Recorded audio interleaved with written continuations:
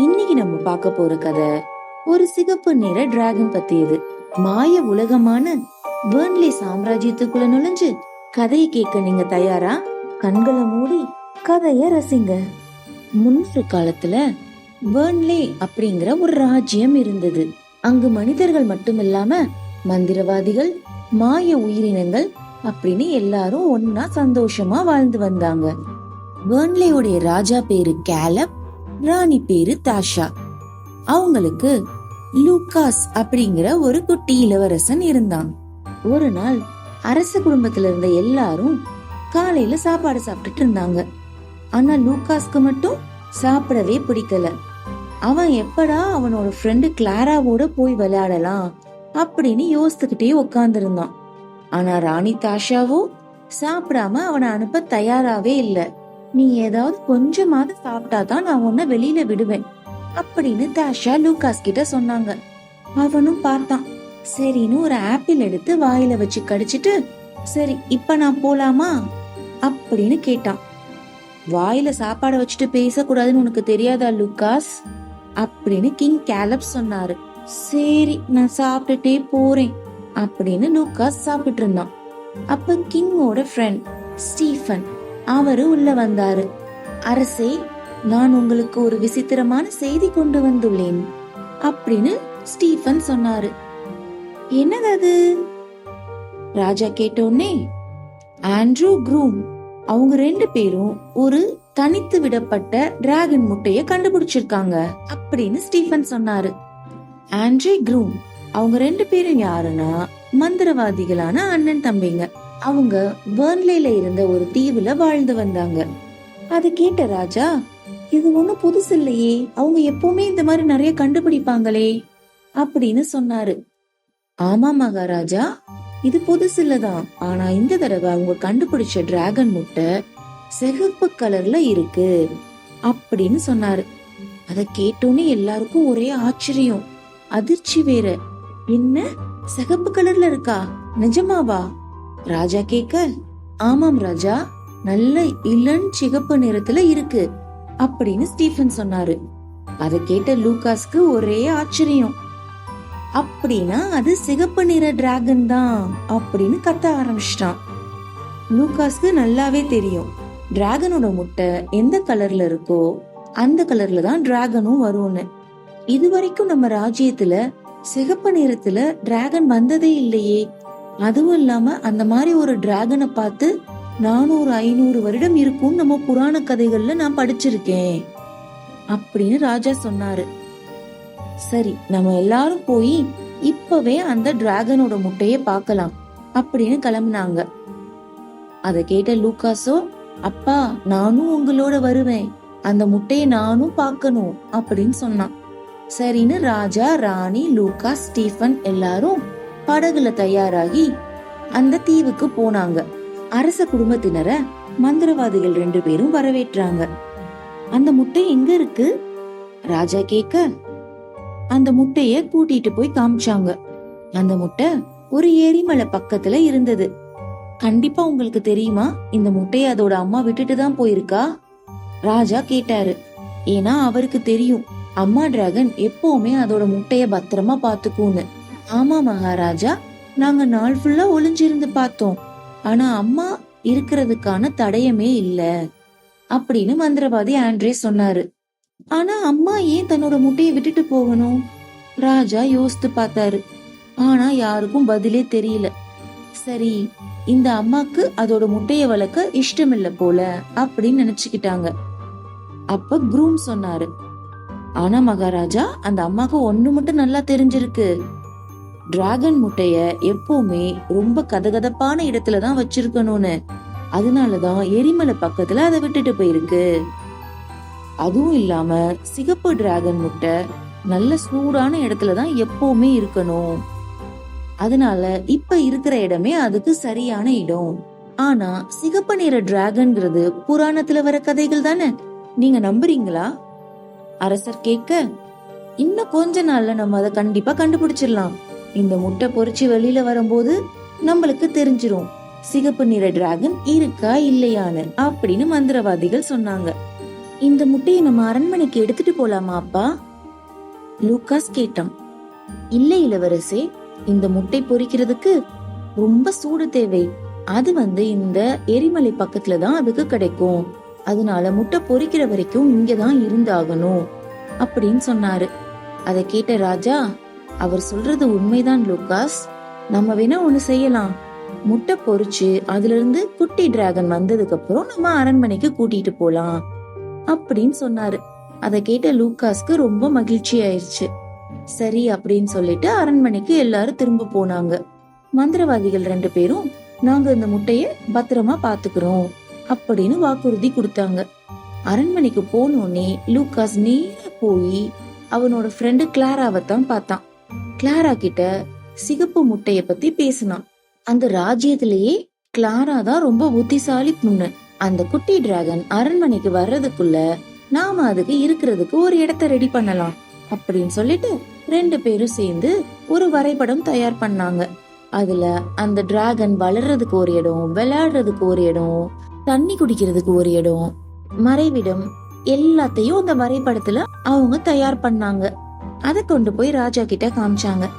ராஜாக்கு அதை பார்த்தோன்னே, ஆஹா இது நல்ல வரைபடமா இருக்கே, இதே மாதிரி அந்த டிராகனுக்கு நம்ம ரெடி பண்ணிடலாம் அப்படின்னு சொல்லி வேலையாட்களை கூப்பிட்டு அந்த வரைபடத்துல இருக்கிற மாதிரியே ஒரு வீட்டை டிராகனுக்கு கட்ட சொன்னாரு. அந்த வீடும் கட்டிக்கிட்டே இருந்தாங்க. ஒரு நாள் மந்திரவாதிகள் கிட்ட இருந்து ஒரு தூது வந்துச்சு. டிராகன் முட்டை பொரிக்க போது நீங்க எல்லாம் வந்து பார்க்கலாம் அப்படின்னு. உடனே திரும்ப ராஜா அவரோட குடும்பத்தை கூட்டிட்டு அந்த தீவுக்கு போனாரு. அவங்க போன நேரம் கரெக்டா முட்டை பொரிஞ்சு வெளியில வந்தது. உள்ள இருந்து ஒரு குட்டி அழகான சிகப்பு நிற டிராகன் வெளியில வந்தது. அப்படின்னு அந்த டிராகன் கத்திக்கிட்டே வெளியில வந்தது. அது நேர லூகாஸோட கையில உக்காந்து ஓய்வெடுத்தது. அதை பார்த்த மந்திரவாதிகளுக்கு ரொம்ப சந்தோஷம். ராஜா, ராணி, லூகாஸ் எல்லாருமே, இது ரொம்ப அழகான டிராகன் குட்டி, இது ஒரு பையன், இது நம்ம பத்திரமா பாத்துக்கணும், இதனால நம்ம ராஜ்யத்துக்கே ரொம்ப நல்லது வரும் அப்படின்னு சொன்னாங்க. மந்திரவாதிகளுக்கு நன்றி சொல்லிட்டு டிராகன் குட்டிய லூகாஸ் அரண்மனைக்கு எடுத்துட்டு போனான். அங்க போய் கிளாராவை பார்த்தான். கிளாராவும் அவனும் சேர்ந்து டிராகனுக்கு கட்டி இருந்த வீட்டுக்குள்ள அதை எடுத்துட்டு போனாங்க. ரொம்ப சந்தோஷமா டிராகன் கூட விளையாண்டாங்க. அந்த டிராகன் லூகாஸ தான் அதோட அம்மான்னு நினைச்சுக்கிச்சு. ரொம்ப சந்தோஷமா அவனையே பின்தொடர்ந்து போச்சு. கிளாராவும் லூகாஸும் சேர்ந்து அந்த டிராகனுக்காக விளையாடுறதுக்கு நிறைய பொம்மைகள் ரெடி பண்ணியிருந்தாங்க. அதெல்லாம் அந்த டிராகன் கிட்ட கொடுத்து விளையாண்டுட்டு இருந்தாங்க. அப்புறம் அந்த டிராகனுக்கு ரொம்ப அசதியா இருக்கும்னு சொல்லிட்டு சாப்பாடு எடுத்துட்டு வந்தாங்க. ஆனா என்னாச்சு, அந்த டிராகன் அதை சாப்பிடவே இல்ல. ரொம்ப அசதியா படுத்துருச்சு. அவங்களும் என்னென்னமோ செஞ்சு பார்த்தாங்க. அதுக்கு சாப்பாடு, தண்ணி எல்லாம் கொடுத்து பார்த்தாங்க. எதையுமே அந்த டிராகன் சாப்பிடல. அன்னைக்கு ஃபுல்லா படுத்தே இருந்தது. அவங்க 2 பேருக்கும் அந்த டிராகனுக்கு ஏதோ பிரச்சனைன்னு தெரிஞ்சு போச்சு. நேர போய் அரசரை கூட்டிட்டு வந்தாங்க.